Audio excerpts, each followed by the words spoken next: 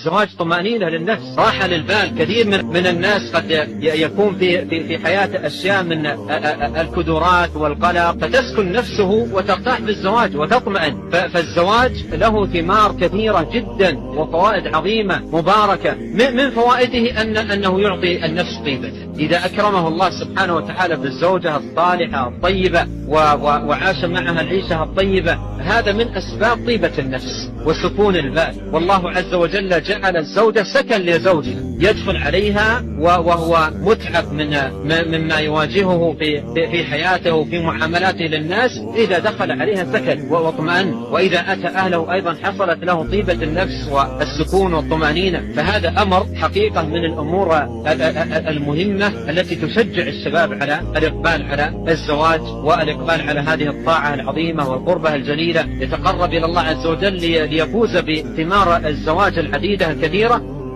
ومن آياته أن خلق لكم من أنفسكم أزواجا لتسكنوا إليها وجعل بينكم مودة ورحمة إن في ذلك لآيات لقوم يتفكرون.